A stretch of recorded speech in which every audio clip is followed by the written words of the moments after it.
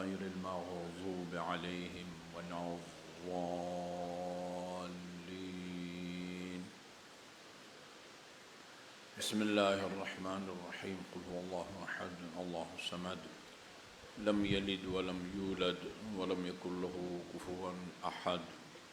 بسم الله الرحمن الرحيم. قل هو الله أحد الله الصمد لم يلد ولم يولد ولم يكن له كفوا أحد. بسم الله الرحمن الرحيم. قل هو الله أحد الله الصمد لم يلد ولم يولد ولم يكن له كفوا أحد. اللهم صل على محمد وآل محمد. أعوذ بالله من الشيطان اللعين الرجيم. بسم الله الرحمن الرحيم.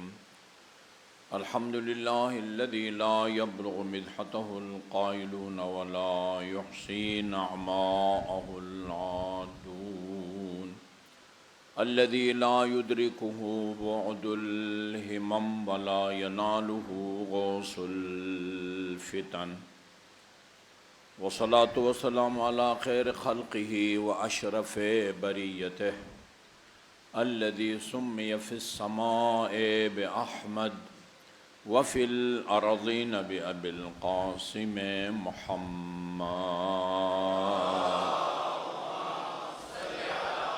الله على محمد وآل محمد وعلى أهل بيته الطيبين الطاهرين الذين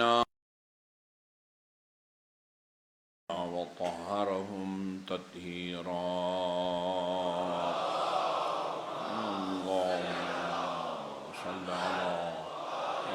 محمد وآل محمد واللعن الأبدي على أعدائهم أجمعين.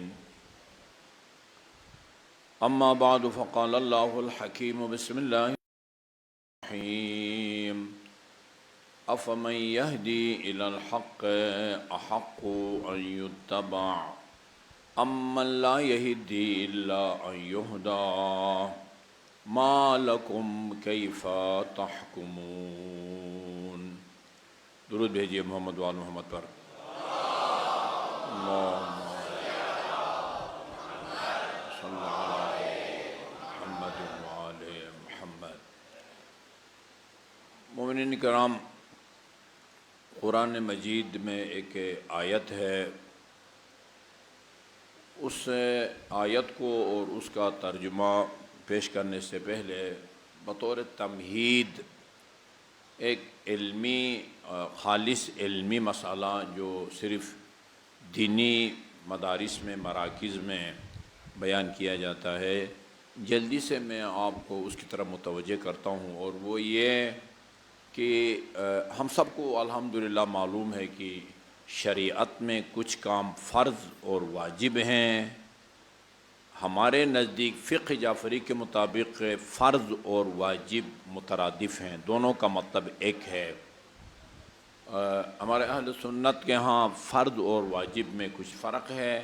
ہمارے ہاں جس کو فرض کہتے ہیں اس کو واجب بھی کہتے ہیں، اور جس کو واجب کہتے ہیں اسی کو فرض کہتے ہیں. یہ 5 وقت کی نماز واجب ہے، اسی کو آپ فرض بھی کہہ سکتے ہیں. رمضان المبارک کا روزہ واجب ہے تو اس کو ہم فرض بھی کہہ سکتے ہیں، اور جتنے بھی واجبات ہیں. اور کچھ کام شریعت میں مستحب ہیں. 5 وقت کی نماز واجب اور فرض ہے. ان 5 وقت کی نمازوں کے جو نوافل ہیں، جو کہ 34 رکعات ہیں، وہ مستحب ہیں. اسی طرح رمضان المبارک کا واجب ہے تو پورے سال میں 2 روزے حرام ہیں. 2 روزے حرام ہیں. 10 ذی الحج کا روزہ، یہ عید اضحیٰ، پتہ نہیں ادھر بقرہ عید کس لیے کہتے ہیں؟ بقرہ عید عربی والا بقرہ گائے کے معنی میں، یا اردو والا بقرہ؟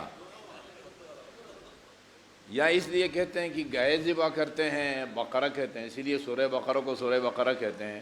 یا اس لیے کہ بقرہ جو بکری کا نر ہوتا ہے، ٹھیک ہے نا، عربی میں اس کو عید اضحیٰ کہتے ہیں. بقرہ عید یا عید اضحیٰ جو 10 ذی الحج کو آپ مناتے ہیں وہ حرام ہے، اور یکم شوال جس میں عید فطر ہے، یہ 2 روزے حرام ہیں۔ عاشور کا روزہ مکروہ ہے۔ ان 3 روزوں کے علاوہ باقی تمام کے تمام روزے مستحب ہیں۔ ٹھیک ہے جی، تمام روزے مستحب ہیں۔ اچھا، مسئلہ وہاں یہ بیان کیا جاتا ہے کہ اگر قرآن میں یا معتبر حدیث میں یہ کہا جائے کہ فلان کام بجا لاؤ، ہمیں پتہ ہے کہ شریعت میں کچھ کام واجب ہیں اور کچھ کام مستحب ہیں۔ مستحب کو سنت بھی کہتے ہیں، مندوب بھی کہتے ہیں۔ البتہ بعض اوقات ایک کام واجب نہیں ہوتا، تاکید کے لیے اس کے لیے واجب کا لفظ استعمال ہوتا ہے۔ کل اشارہ کیا تھا، بعض روایات میں نماز جمعہ کے لیے واجب کا لفظ استعمال ہوا ہے۔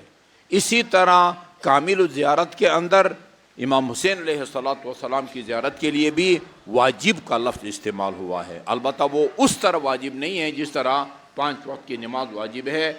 تاکید کے لیے، اس کی اہمیت کو اجاگر کرنے کے لیے نماز جمعہ کے لیے بھی واجب کا لفظ استعمال ہوا ہے، اور سید الشہداء کی زیارت کے لیے بھی واجب کا لفظ استعمال ہوا ہے۔ سوال یہ پیدا ہوتا ہے ہم سے، اگر کوئی پوچھے قرآن میں یا سنت معتبرہ میں اگر کسی چیز کا حکم دیا جائے یہ کام بجا لاؤ، اس کو ہم واجب سمجھیں یا مستحب سمجھیں، جبکہ ہم کو سربستہ طور پر اتنا پتہ ہے کہ شریعت میں کچھ کام واجب ہیں یا مستحب ہیں۔ یہ اچھا سوال ہے نا، کہ اگر خدا یا رسول ہمیں کہیں کہ فلان کام انجام دو، ہم اس کو واجب سمجھیں کہ اگر نہیں بجا لائیں گے تو گناہگار ہوں گے، یا مستحب ہے جس کا مطلب یہ ہوتا ہے کہ کرو گے تو ثواب ہے، نہیں کرو گے تو کوئی گناہ نہیں ہے۔ وہاں ہمیں قانون یہ بتایا جاتا ہے کہ ہم اس آیے کریمہ کا اور اس حدیث رسول کا لب و لہجہ، اس کا سیاق ذیل کہتے ہیں، اس کو دیکھیں گے۔ اگر اس میں اس حکم کے علاوہ یہ کام کرو کوئی اور علامت، قرینہ، دلیل، اشارہ، کنایہ موجود ہو جس سے ہم یہ سمجھیں کہ یہ کام مستحب ہے، اس کو ہم مستحب سمجھیں گے۔ لیکن اگر اس طرح کا نہیں ہے، صرف آرڈر ہی آرڈر ہے، یہ کام کرو، پھر اس کو واجب سمجھنا چاہیے۔ قرآن کی ایک آیت ہے، وَسَارِعُوا إِلَى مَغْفِرَةٍ مِّن رَبِّكُمْ۔ تم سے اگر کوئی گناہ سرزد ہو گیا ہے نا تو اپنے آپ کو بخشوانے میں جلدی کرو، یہ آرڈر آیا ہوا ہے۔ ہاں، وَسَارِعُوا إِلَى مَغْفِرَةٍ مِّن رَبِّكُمْ، تم سے اگر کوئی گناہ سرزد ہو جائے تو اپنے رب کی مغفرت یعنی اپنے آپ کو بخشوانے میں سستی مت کرو۔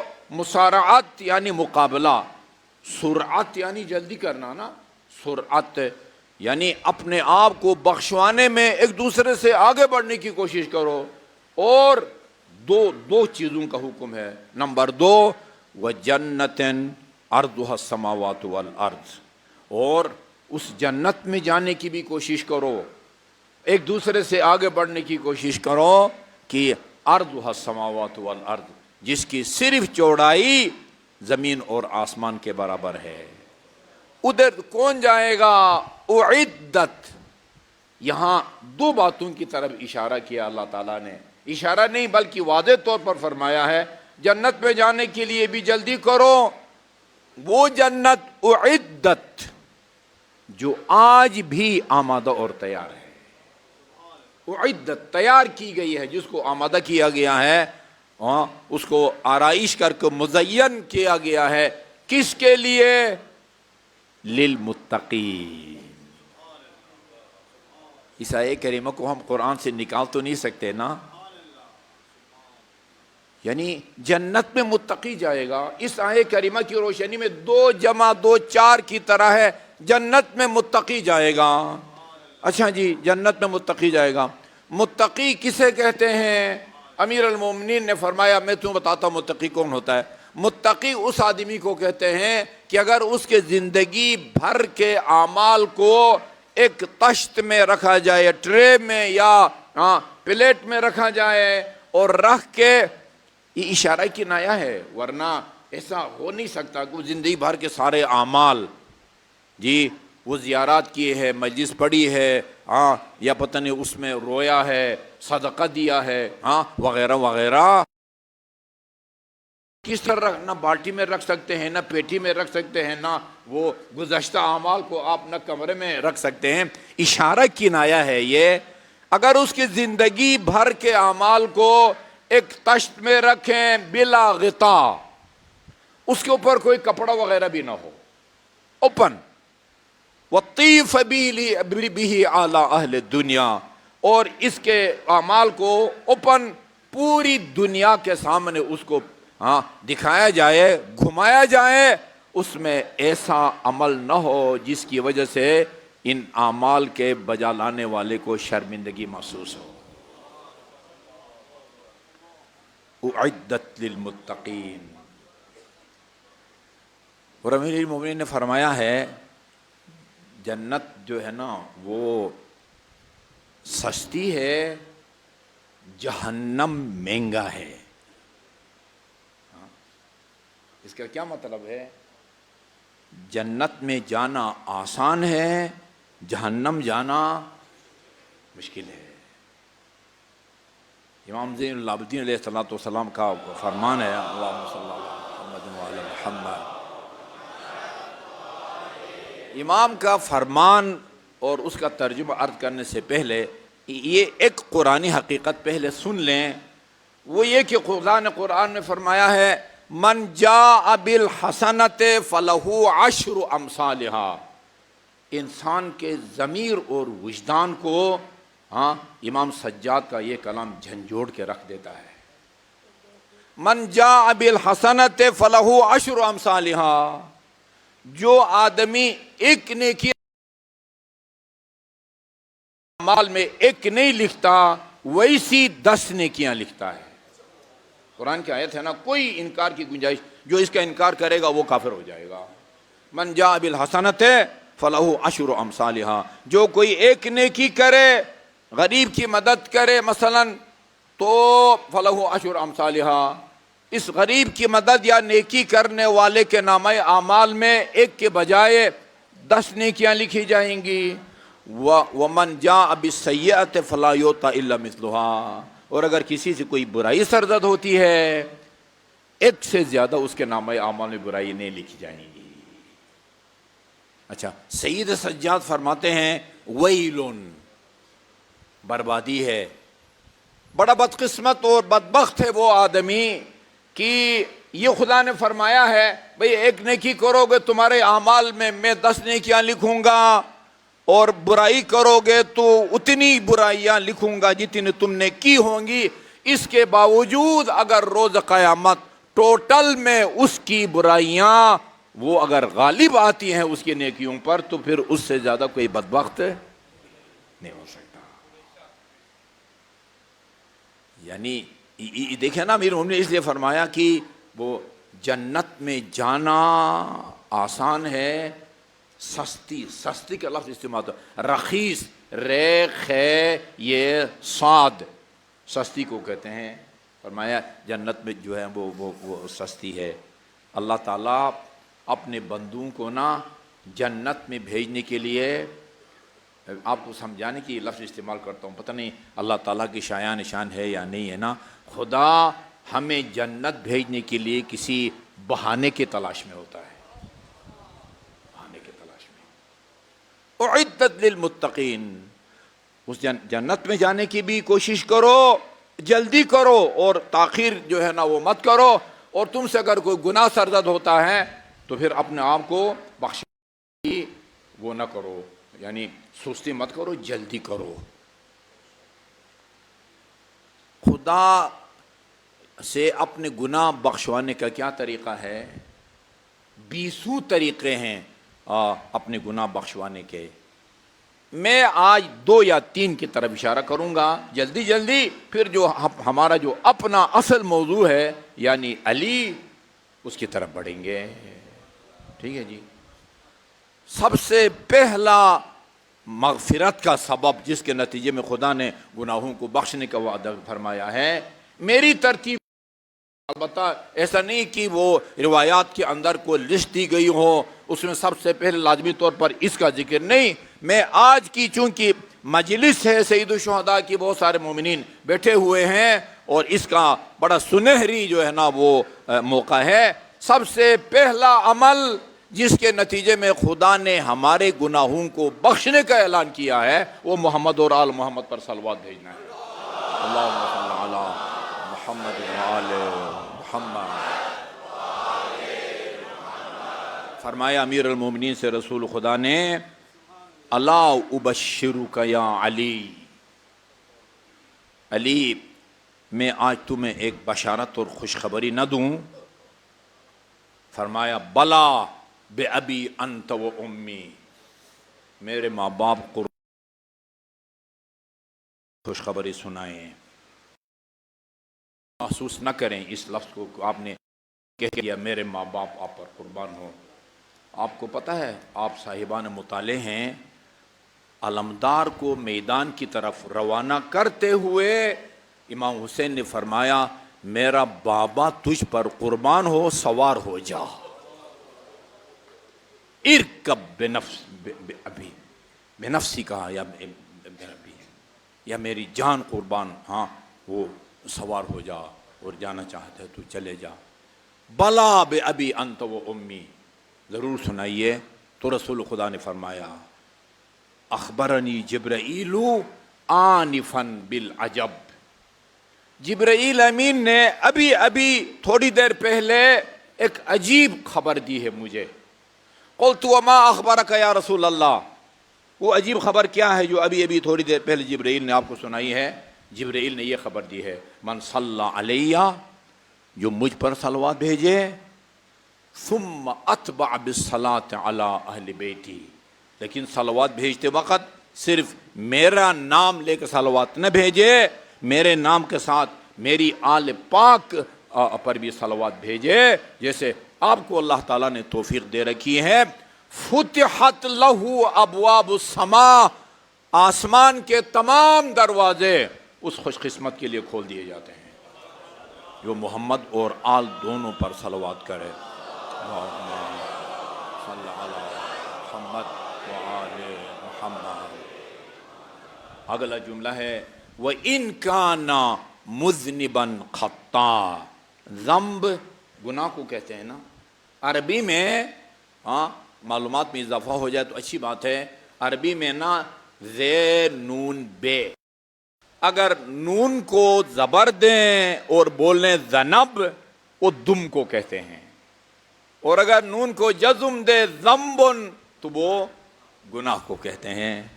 اچھا، گناہگار کو مذنب کہا جاتا ہے۔ وَإِن كَانَ مُذْنِبًا خَطًّا، اگرچہ یہ مجھ پر اور میری آل پر صلوات بھیجنے والا گناہگار اور خطاکار کیوں نہ ہو۔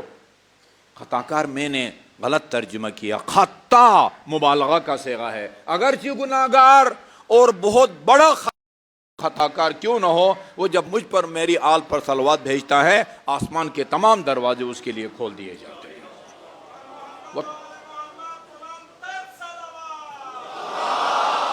اللہم صلی علی محمد و آل محمد۔ اصل جملہ یہ ہے جو میں آپ کو سنانا چاہتا ہوں، وَتَحُتُّ الذُّنُوبَ حَتَّى الْوَرَقِ، اور یہ صلوات بھیجنے والے کے جو گناہ ہے نا، صلوات کے بعد وہ اس طرح وہ جھڑ جاتے ہیں، بخشے جاتے ہیں جس طرح موسم خزاں کی سردی سے درخت کے پتے گرتے ہیں۔ اچھا جی، اس کے بعد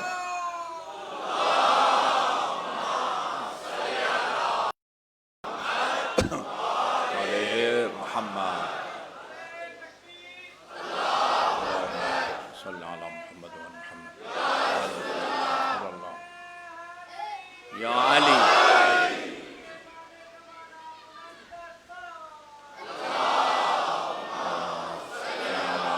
محمد محمد، وَتَحُتُّ الذُّنُوبَ حَتَّى الْوَرَقِ، یہ تو وہ پہلا بخشش کا جو سبب ہے یا ذریعہ وہ کیا ہے؟ محمد اور آل محمد پر صلوات بھیجنا ہے۔ وہ ایک ہمارے دوست ہیں، آپ سب ان کو جانتے ہیں، نام لینے کی ضرورت نہیں ہے۔ وہ کہتے ہیں وہ کسی پروگرام ہو رہا تھا کسی چینل پر، تو آف دی ریکارڈ ایسی کبھی وقفہ وغیرہ ہو جاتا ہے، تو کہتے ہیں میں نے ان سے پوچھا کہ آپ لوگ جب آن حضرت کا نام آتا ہے تو وہ صلی اللہ علیہ وآلہ وسلم کیوں نہیں کہتے؟ شک ہے اس میں کوئی شک؟ صلوات کا ایک طریقہ ہے، دو طریقے نہیں ہیں۔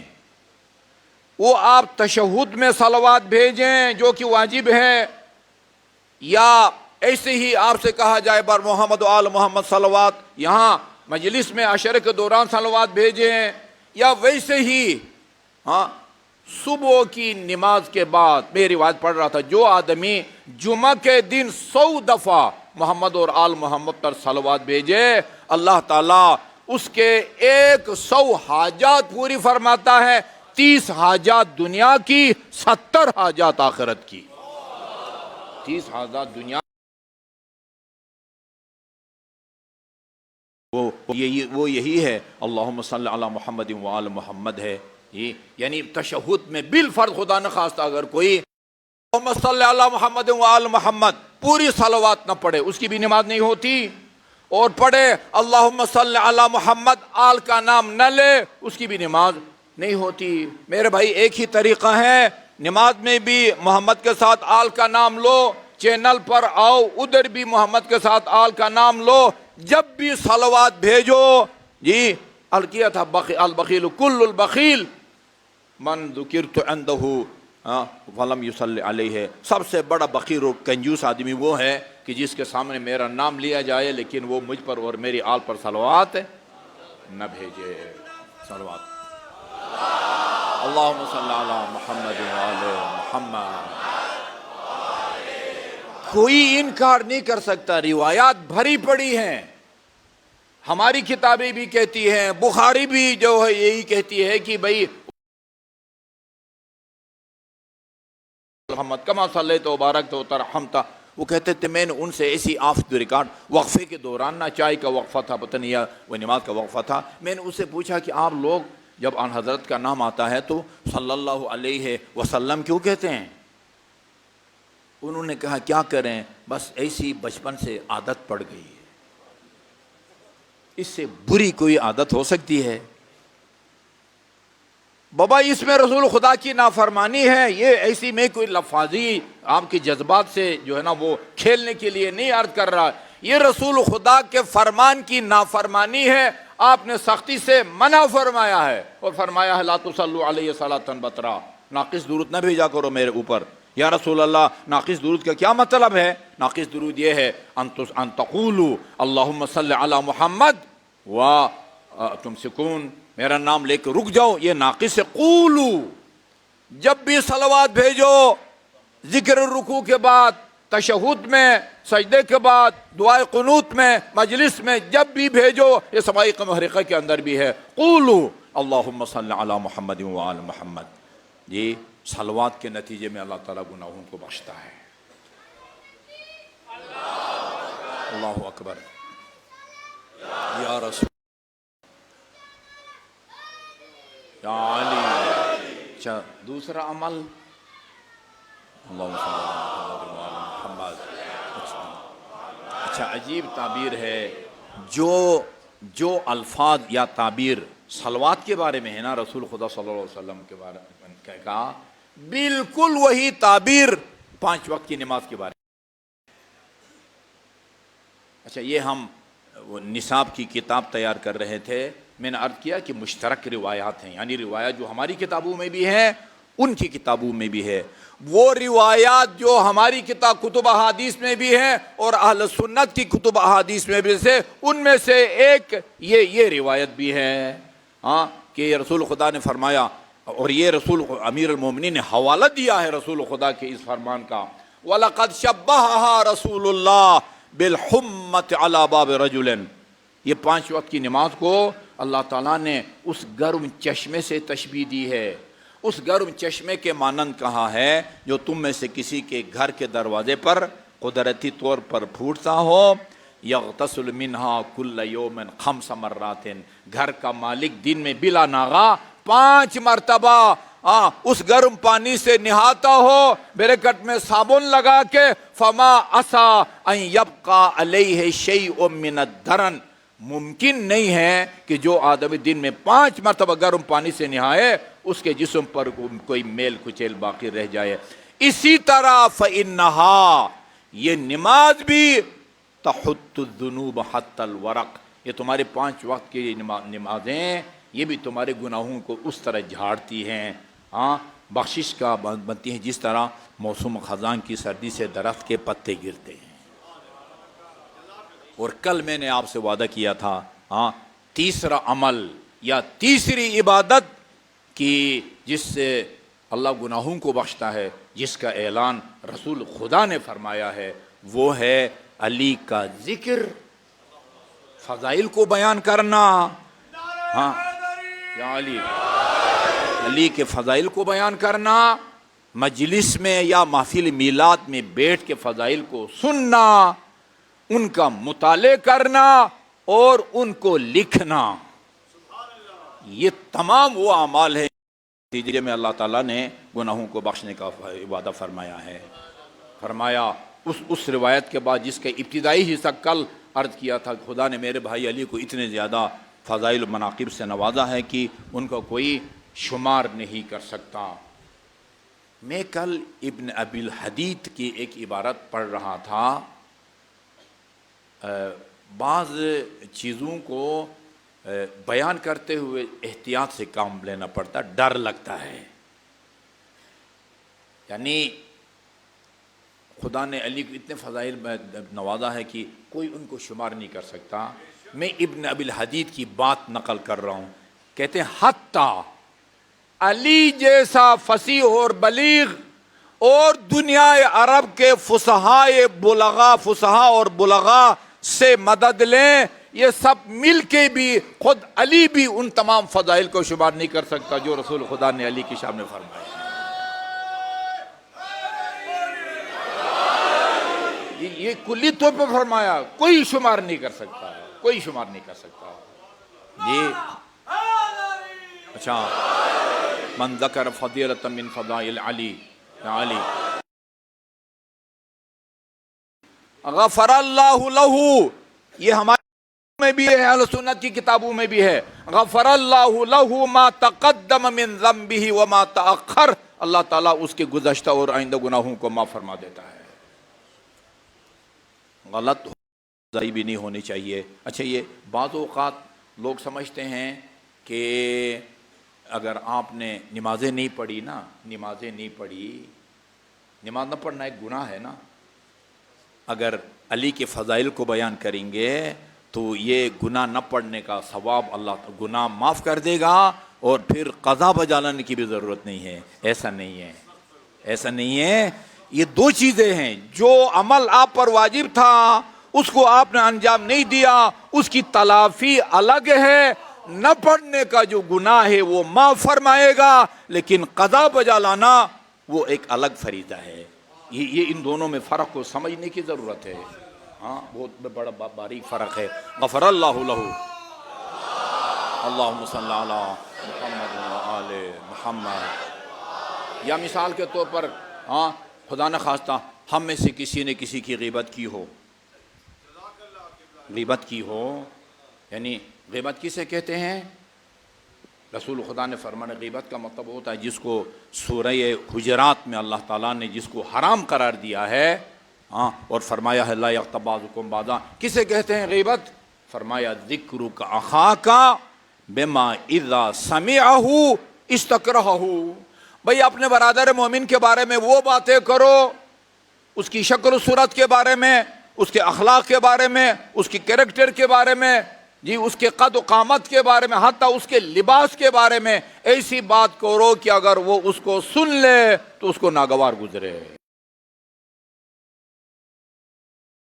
غیبت کی ہے نا، وہ پھر غیبت جو ہے حق الناس میں آتا ہے. بالکل اسی طرح جیسے میں رمیز بھائی سے 1000 روپیہ لے لوں، جب تک یہ 1000 روپیہ میں ان کو نہ دوں یا یہ مجھے معاف نہ کریں اس وقت تک خدا نہیں بخشتا۔ بات صحیح ہے نا؟ اگر 1000 روپیہ میں نے لیا ہے ان سے تو 2 صورتوں میں جو ہے نا میں بری ذمہ ہوں گا، یا 1000 روپے ان کو دے دوں پیمنٹ کروں، یا یہ مجھے معاف کریں۔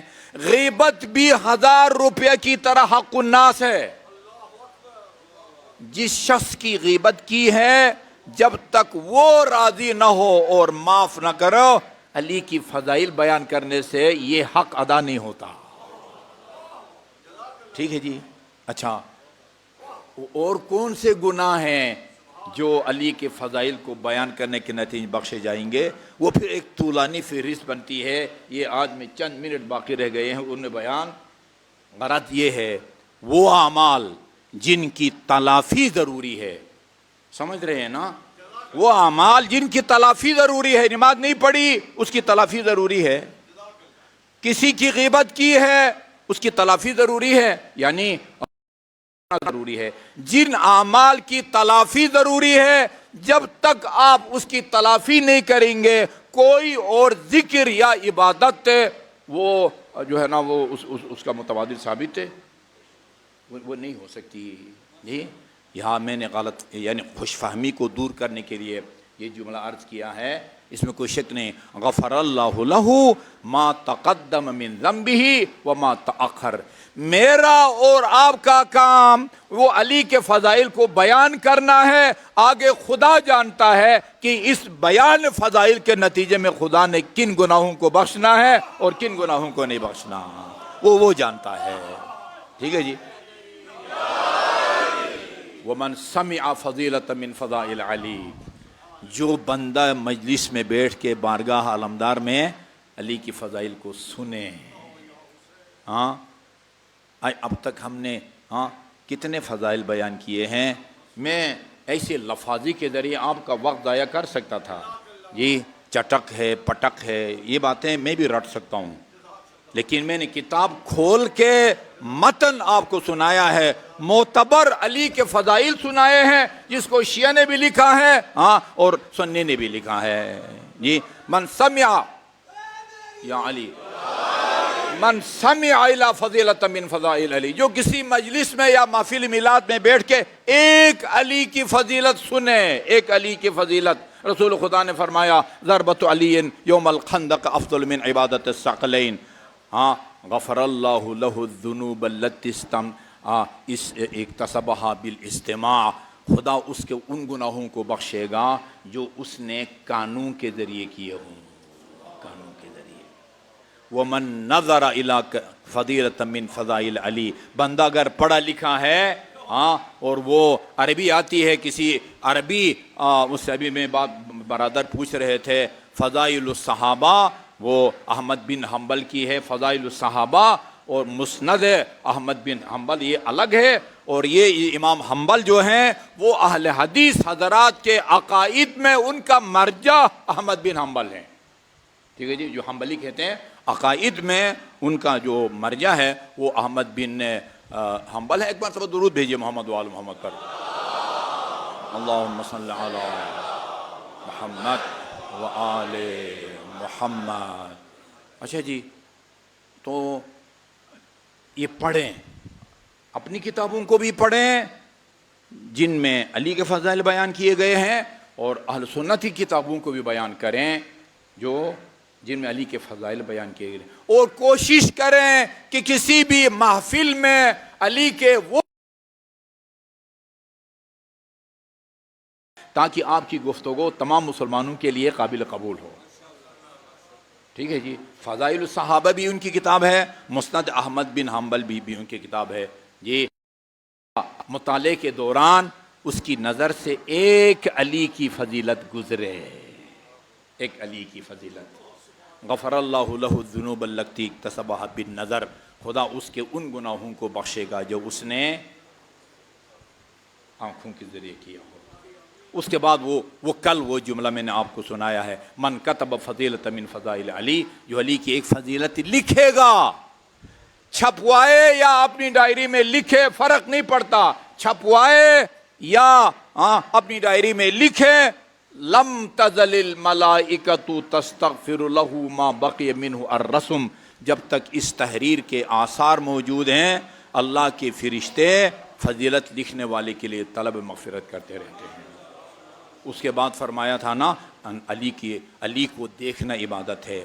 اور آخری جو فرمان ہے رسول خدا کا، جو اس پوری روایت کی روح اور اس کی جان ہے، فرمایا لا يقبل اللہ ایمان رجل الا بالاقرار بولایتہ والبراءۃ من اعدائہ، اللہ تعالیٰ اس بندے کے ایمان کو کبھی قبول نہیں کرتا کہ جب تک وہ علی کی ولایت کا اقرار نہ کرے اور علی کے دشمنوں سے اپنی لا تعلقی کا اعلان نہ کرے۔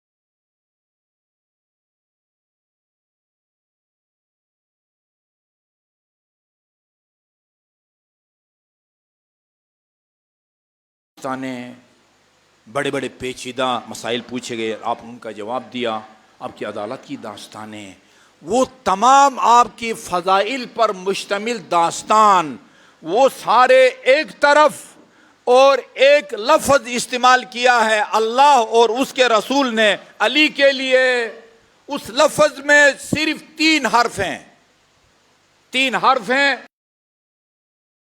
حرف پر مشتمل لفظ ان تمام فضائل پر حاوی ہے۔ وہ کیا ہے؟ بات سمجھ میں آ گئی؟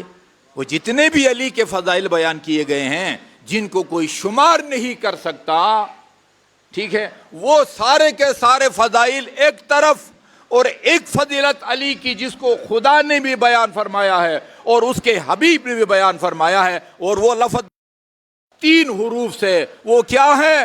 خدا نے بھی فرمایا اور رسول نے بھی فرمایا ہے کہ علی نفس پیغمبر ہے۔ بس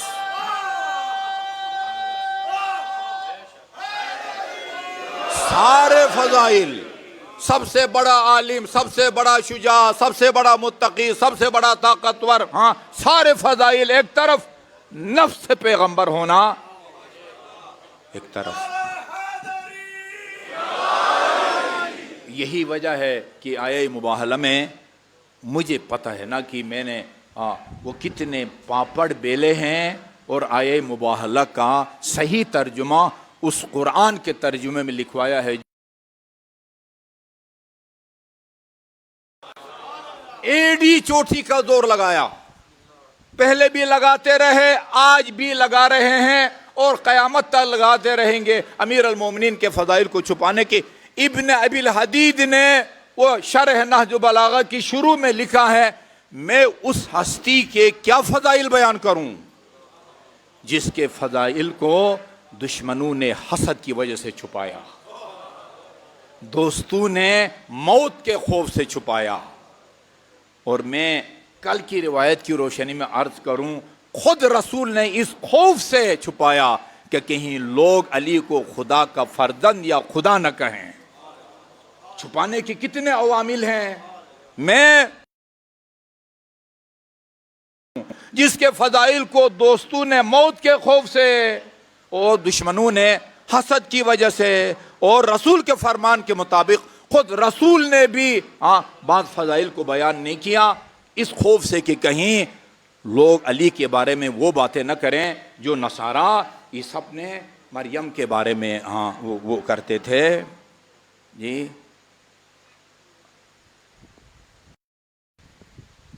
عرض کیا کر رہا تھا میں، نفس پیغمبر ہونا نا، نفس پیغمبر کہتے ہیں کہ اس کے باوجود اس کے میں کیا فضائل بیان کروں کہ جس کو چھپانے کے کئی عوامل ہیں، دشمن نے بھی چھپانے کی کوشش کی، دوست نے بھی موت کے خوف سے چھپایا، رسول خدا نے بھی بعض فضائل کو لوگوں کو گمراہی کے خوف سے بچایا، اس کے باوجود مشرق اور مغرب دونوں علی کے فضائل سے چھلک رہے ہیں، اس کے باوجود چھلک رہے ہیں۔ نہیں ہوتا یا علی، دن دہاڑے موسم صاف ہوں اور آپ سورج کو چھپانے کی کوشش کریں، یہ ایسا ہے، نہیں چھپایا جا سکتا۔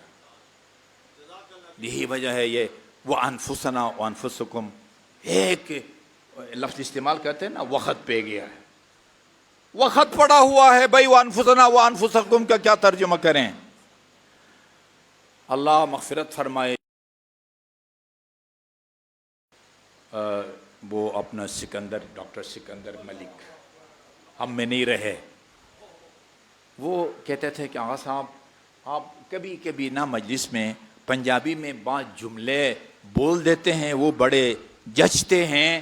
آج میں نے آتے وقت گاڑی کے پیچھے جملہ پڑا ہے، اس کو بھی نوٹ کریں، کام آئے گا۔ میں نے کہا بتائیں، ضرور بتائیں۔ کہا گاڑی کے پیچھے لکھا ہوا تھا صدقے جاواں کم نہ آواں۔ آج ہماری حالت یہ ہے، صدقے جاواں، بھئی پریشان ہے کہ بھئی کیا ترجمہ کریں اس کا۔ وَأَنفُسَنَا وَأَنفُسَكُمْ، کسی نے کہا اس کا مطلب یہ ہے ہم اپنے آپ کو بلائیں، تم اپنے آپ کو بلاؤ۔ وہ ہماری ملاقات ہوئی موجودہ وزیر تعلیم سے، میں نے کہا یہ بات نے ترجمہ کیا، وہ خود کہتا ہے بھئی کوئی اپنے آپ کو نہیں بلاتا، کیا ہے تم خود آؤ اور ہم خود آئیں۔ میں نے کہا یہ مدارس کے پرنسپل ہیں جو کمیٹی میں شامل ہیں۔ میں نے کہا آپ کوئی مبتدی طالب علم نہیں ہے، مدارس کے پرنسپل ہیں، یہاں آنے کی بات نہیں ہو رہی، بلانے کی بات ہو رہی ہے، بلانے کی بات ہو رہی ہے۔ جی ہم خود آئیں۔ اچھا، ان میں جو دیوبندیوں کے نمائندگی کرتے ہیں ہمارے دوست ہیں مفتی صاحب، انہوں نے مولانا مفتی تقی عثمانی کا ترجمہ دیکھتا ہوں کہ انہوں نے کیا ترجمہ کیا ہے۔ موبائل میں ان کا وہ ترجمہ کھولا اور کھول کے مجھے نہیں بتایا، ساتھ جو دوسرے ان کے ساتھی بیٹھے ہوئے تھے ان کے کان میں بتایا کہ جو ہے نا انہوں نے یہ لکھا ہے۔ اس کا مطلب یہ ہے کہ ان کا ترجمہ اس قابل نہیں ہے کہ وہ مجھے سنایا جا سکے۔ ٹھیک ہے جی۔ میٹنگ کے بعد میں نے کہا مفتی صاحب آپ نے مجھے نہیں بتایا کہ مولانا تقی عثمانی نے اپنے ترجمے میں کیا لکھا ہے، انفسنا و انفسکم، کہا انہوں نے لکھا ہے تم اپنے لوگوں کو بلاؤ، ہم اپنے لوگوں کو بلائیں گے۔ وہ انصاف سے بتاؤ ٹوٹل کتنے لوگ گئے تھے؟ ادھر پتہ نہیں 14 تھے، کتنے تھے ادھر؟ ہاں، انسانیت کا رسول خدا، امیر المومنین، خاتون جنت، دونوں نواسے۔ اچھا ان کا تو ایک منٹ، ان کا تو ذکر ہے، ان کا جو ہے وہ ذکر ہے کہ ہم اپنے بیٹوں کو بلائیں، تم اپنے بیٹوں کو بلاؤ، تم اپنی عورتوں کو بلاؤ، ہم اپنی عورتوں کو بلائیں گے، تم اپنے نفسوں کو بلاؤ، اپنے نفسوں کو بلاؤ۔ اچھا بھائی یہ تو آ گئے، اور اس کا مطلب یہ کہ پھر وہ عمل یعنی خدا کے حکم پر عمل ہوا ہوگا نا، ان 5 کے علاوہ اور کون سا لشکر جرار تھا مسلمانوں کا؟ جی ہم نے کہا کہ اگر انفس سے مراد علی نہیں ہیں تو پھر علی کو کیوں لے کے گئے تھے؟ وہ کہتے ہیں کہ اچھا کسے کہتے ہیں نا ڈوبنے کو تینکے کا سہارا، وہ کہتے ہیں علی جو ہے نا ابنا میں آ جاتا ہے، داماد بھی ایک طرح کا بیٹا ہوتا ہے۔ لیکن میں آپ کو بتاؤں الحمدللہ جو ترجمہ قرآن پورے پاکستان کے سکولوں اور کالجوں میں پڑھانے کے لیے تیار کیا گیا ہے، جس میں تمام مکاتب فکر کے علماء شامل ہیں، سوشل میڈیا پر سب ان کے نام سنتے ہیں، مولانا منظور مینگل جی وہ بھی موجود تھے۔ اس کے اندر وہ انفسنا لڑ بھڑ بھیڑ کے اور منت سماجت کر کے اس ترجمے میں یہ لکھوا دیا ہے، ہم اپنے نفسوں کو بلائیں اور تم اپنے نفسوں کو بلاؤ۔ آپ اٹھا کے دیکھیں، ہمارے بعض دوستوں نے جو زیادہ موبائل استعمال کرتے انہوں نے مجھے بتایا آج تک بر صغیر کے کسی بھی اہل سنت مترجم قرآن نے انفسنا و انفسکم کا یہ ترجمہ نہیں لکھا جو اس ترجمے میں ہم نے لکھوایا ہے۔ تم اپنے نفسوں کو بلاؤ، البتہ خیانت نہیں کرنی چاہیے۔ ہاں احمد رضا بریلوی انہوں نے لکھا ہے تم اپنی جانوں کو بلاؤ ہم اپنی جانوں کو بلائیں گے، یہ کافی مناسب ہے۔ لیکن آپ کو کیا ضرورت ہے وہ بھاگنے کی؟ بھائی انفس جو ہے وہ عربی کا لفظ ہے اور نفس کی جمع ہے۔ کس کی جمع ہے؟ نفس واحد ہے، انفس جمع ہے۔ آپ کچھ نہ کریں، ہم پر کوئی احسان نہ کریں اور اسی انفس کا اردو میں ترجمہ کرو، تم اپنے نفسوں کو لے آؤ ہم اپنے نفسوں کو بلائیں گے۔ ٹھیک ہے جی، میں کہتا ہوں تیر اپنا ہدف خود تلاش کر لے گا۔ ٹھیک ہے جی، وہ انفسنا وہ انفسکم۔ جی نفس پیغمبر ہونے میں جو عظمت ہے یا نفس پیغمبر ہونے سے جو فضائل ثابت ہوتے ہیں وہ باقی فضائل سے ثابت نہیں ہوتے، اور اسی لیے کوشش کی جا رہی ہے کہ اس آیے کریمے کا جو ہے نا جی صحیح ترجمہ نہ کیا جائے۔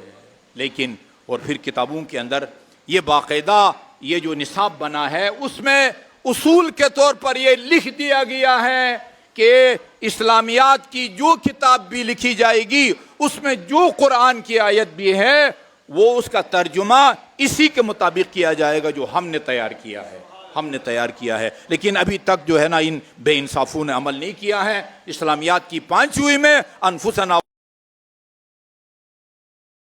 قرآن میں لکھوایا ہے۔ ابھی ہمارا پروگرام ہے کہ ان سے جا کے ملیں، مزید کہ خدا کا خوف کرو، بھائی خدا کا خوف کرو۔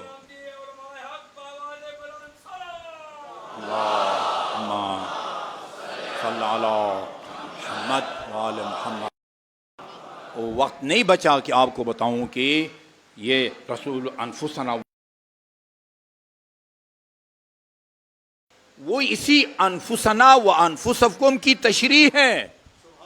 رسول نے فرمایا علی میرا نفس ہے، رسول نے فرمایا علی میرا عدل ہے، ہمتا ہے۔ جی اب وہ روایات تھی ختم ہو گیا ہے۔ کل میں نے آپ کی خدمت میں سفیر حسین کا تذکرہ کیا تھا۔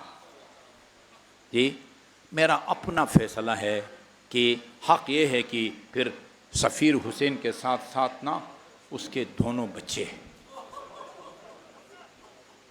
کم آپ کو ایسی اسلام یا انسانیت کی تاریخ میں ایسی دل سوز داستانیں ملیں گی۔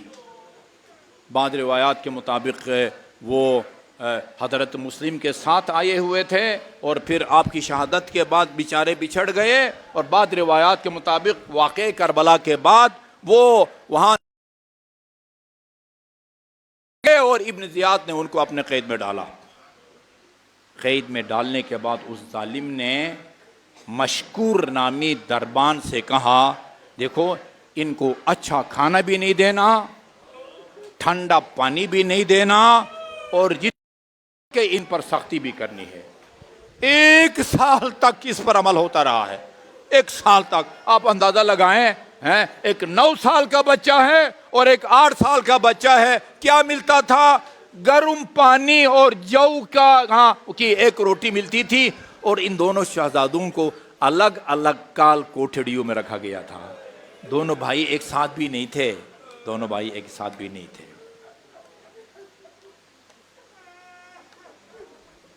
ایک مرتبہ یہ انہوں نے اس دربان سے ایک بھائی نے کہا، سال ہو گیا ہے ہم نے ایک دوسرے کو نہیں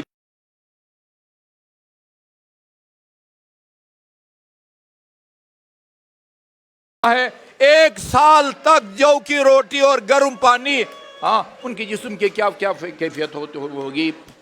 لیکن کہا کہ بے شک ہماری خوراک تبدیل مت کرو، مگر ہم کو ایک جگہ ساتھ رہنے دو، ہم تمہارے سامنے بولے گی بھی نہیں، دوسرے کو دیکھتے رہیں گے، تاکہ یہ ہمارا جہاں قید ہے وہاں ہماری جدائی کا جو صدمہ ہے نا وہ ختم ہو جائے.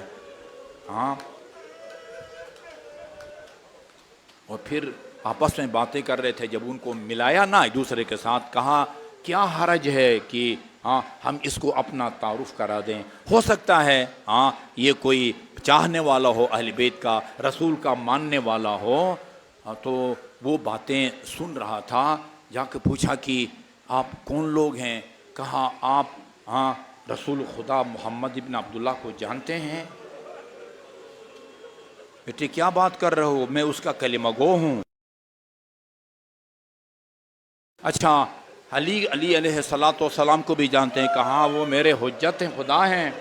اچھا پھر وہ ان کے وہ مسلم ابن عقیل، ان کے بھتیجے مسلم ابن عقیل، ان کو بھی جانتا ہوں. کہا ہم اسی مسلم کے بیٹیم بچے ہیں. کہا شہزادو میں تمہاری یہی مدد کر سکتا ہوں،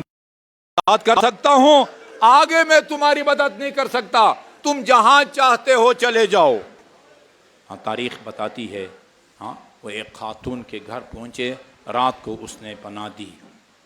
اعلان کیا ہوا تھا ابن زیاد نے کہ جو ان دونوں بچوں میں سے ایک کا سر کاٹ کے لائے گا اس کو 1000 روپے انعام ملے گا درہم، اور جو دونوں کے لائے گا اس کو 2000 روپے انعام ملیں گے. یہ اعلان سن کے سارا دن ان کی تلاش میں تھا. تھک ہار کے بعض روایات میں اس حارث ملعون کو اس مومنہ کا داماد کہا گیا ہے، بعد میں اس کا بیٹا کہا گیا ہے. وہ آیا، دستک دی، کہا کہ کون؟ کہا میں ہوں. کہا کہ یہ ابھی تک آدھی رات ہو گئی، تو کہاں تھا؟ کہا میں تھکا ہوا ہوں، ابھی فی الحال دروازہ کھولو. دروازہ کھولا، بتایا اصل میں ماجرا کیا ہے. اس ظالم کو وہ اس حجرے کے اندر سے بچوں کی آہستہ آہستہ گفتگو کی آواز اس کے کانوں میں ٹکرائی اور پوچھا کہ ادھر کون ہے؟ کہا کہ تم اگر وعدہ کرتے ہو کہ ان کو کوئی نقصان نہیں پہنچاؤ گے، میں بتاتا ہوں. وعدہ لیا اور کہا کہ یہ مسلم ابن عقیل کے دونوں شہزادے ہیں. عزادارو یہ ظالم اندر جاتا ہے اور جانے کے بعد دونوں شہزادوں کو اٹھاتا ہے، اٹھا کے دونوں کو ستون کے ساتھ باندھ دیتا ہے یہ ظالم. اور بعض روایات میں ہے دونوں کو تماچا بھی مارا اس ظالم نے.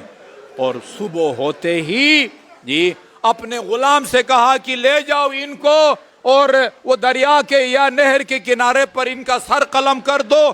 یہ غلام ان کو لے کے جاتا ہے. راستے میں اس سے کہا کہ اس غلام کا رنگ سیاہ تھا. کہا کہ تیرا رنگ اور شکل ہمارے جد محمد مصطفیٰ کے مؤذن بلال سے ملتی جلتی ہے. کہ آپ لوگ کون ہیں؟ کہا کہ ہم رسول خدا کے کی اولاد ہیں، مسلم ابن عقیل کی اولاد ہیں. اس نے تلوار پھینکی اور دریا میں چھلانگ لگا دی، فرار کیا. اس کے بعد عزادارو اپنے بیٹے کے ذمہ لگایا. بیٹے سے بھی اسی طرح جب تعارف کرایا، بیٹے نے بھی فرات کے اندر چھلانگ لگا دی اور ان کو قتل نہ کیا. یہ ظالم آگے بڑھتا ہے اور کہا ان دونوں شہزادوں نے اگر تم نے یہ کام کرنا ہی ہے ہمیں 2 رکعت نماز پڑھنے کی مہلت دے دو. کہا پڑھو اگر تمہاری دماغ تمہیں کوئی فائدہ دیتی ہے۔ 2 رکعت نماز پڑھی اور 2 رکعت نماز پڑھنے کے بعد دونوں شہزادوں نے چھوٹے چھوٹے ہاتھ بلند کیے خدا کی بارگاہ میں، یا احکم الحاکمین و یا اعدل العادلین، اے دنیا میں بہترین فیصلے کرنے والے، ہمارا اور اس کا فیصلہ تو خود فرمانا۔ جی اس کے بعد عزادارو اس ظالم نے پہلے بڑے بیٹے کا سر قلم کیا، چھوٹے بیٹے نے بڑے بیٹے کے بدن پر اپنے آپ کو گرایا اور کہا اسی خونالود بدن کے ساتھ رسول خدا کی خدمت میں جاؤں گا۔ جی اس کے بعد پھر چھوٹے بھائی کا سر قلم کیا، دونوں کو تھیلے میں ڈالا اور ڈال کے ابن زیاد کے پاس آیا۔ انعام کی لالچ میں عزادارو جیسے ہی ابن کہا کہ یہ کیا چیز ہے، کہا یہ مسلم ابن عقیل کے دونوں شہزادوں کے سر ہیں۔ عزادارو ابن زیاد جیسا سنگ دل بندہ جب اس کیفیت کو دیکھا، تاریخ نے لکھا ہے 3 مرتبہ اپنی جگہ سے اٹھا اور 3 مرتبہ زمین پر بیٹھ جاتا ہے۔ ہاں ابن زیاد جیسے بندے پر یہ کیفیت گزرتی ہے، ہاں کیا حالت ہوگی ان بچوں کی، ماں کی اور ان کے عزیزین کو، جن کو خبر ملی ہوگی کہ اس بے دردی سے ان شہزادوں کو شہید کیا گیا ہے۔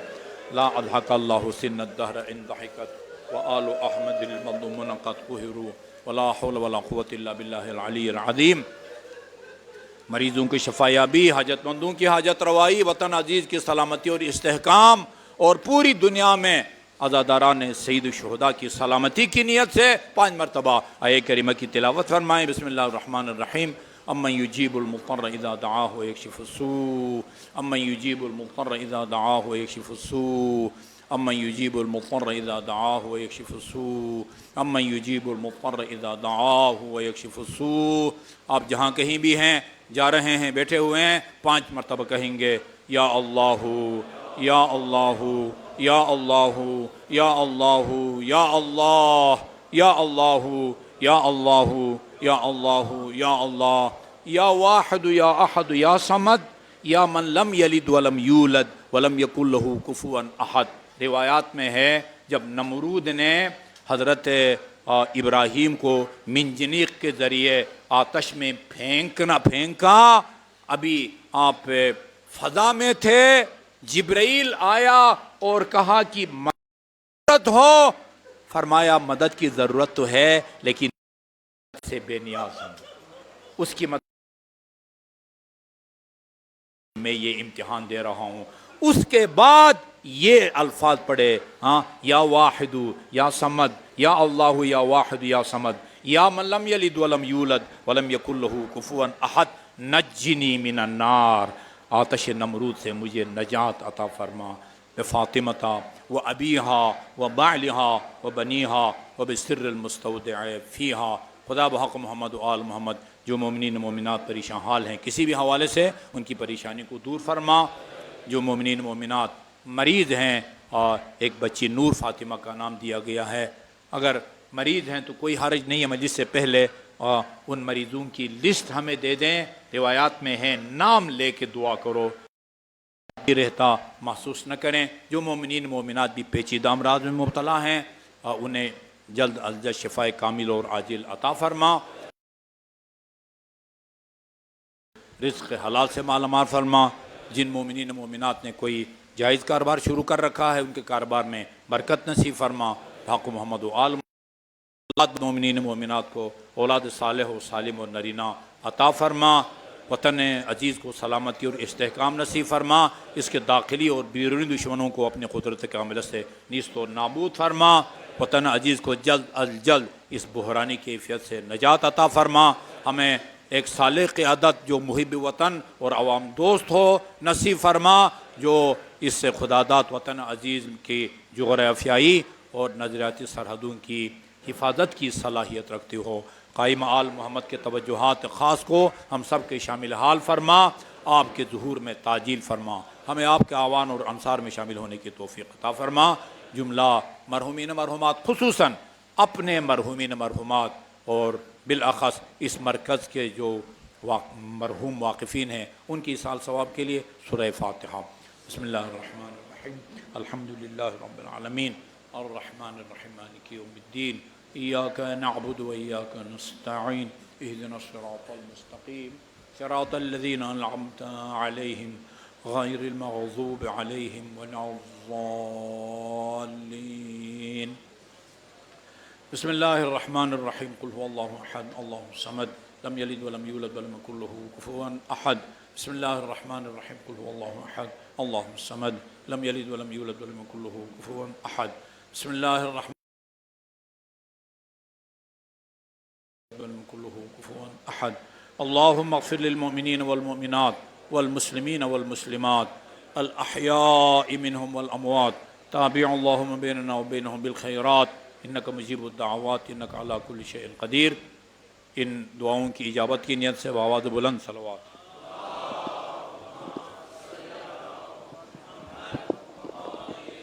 ماتم حسین